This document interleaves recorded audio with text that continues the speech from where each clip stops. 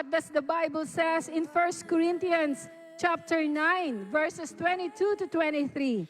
It says here, to the weak, I became weak to win the weak.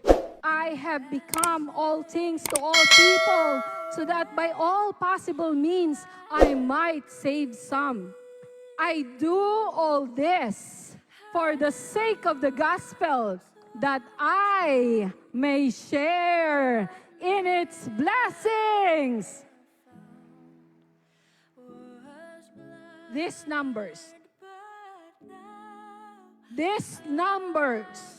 412,034 in-person attendance, 375,775 online engagement, 140,812 decisions of faith, 45,055 baptisms.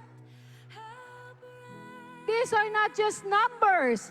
These are souls that has been added to the kingdom of God.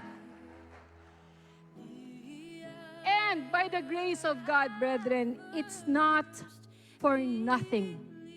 You who have made efforts, you will receive, like what the scripture says, you will receive the share of blessings. Praise the Lord. Susunod ang pagpapala sa atin. Maraming mga patotoo ng mga kapatid sa mga lokal na iglesia. Hindi ko lahat maiisa-isa ito. We only have our eyes. We only need our eyes. Open up our eyes to see it. And not only material blessings should we receive, but the protection of the Lord will also be with us. The giving of tithes and offerings, the giving that goes directly and that goes to benefit the mission of Christ will bring protection to each and every one of us. In Malachi chapter 3, let me jump to verse 11. I will prevent pests from devouring your crops, and the vines in your fields will not drop their fruit before it is ripe, says the Lord Almighty. Then all the nations will call you blessed, for yours will be a delightful land, says the Lord Almighty. Now, last year, 2 of our elders in South Bay met a freak accident.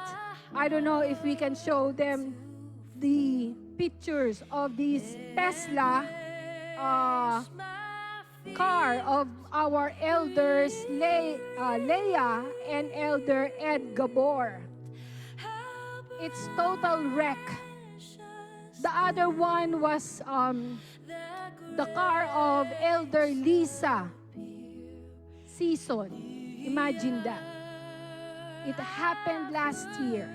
If you will have an accident in 405 freeway with 120 kilometer per hour, hindi ka mabubuhay sa ganyang klaseng accident. But you know what? By the grace of God, our elders who are fully supporting Home Free Global Crusade, they simply stood up from that accident without any harm at all. Glory to God. That's our elder Lisa, who's also supporting the work in Batangas.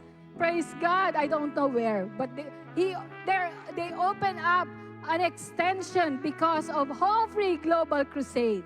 Praise God. So imagine that. Nako, if you will just ask them, ask their testimony, tumama na sa truck, nahiwalay na yung mga parts ng sasakyan. It's so gruesome, but by the grace of God, after that event, tumayo yung elder natin, sabing ganun, uy, buhay pa pala ako. Praise the Lord! Glory to God. That's the goodness of God.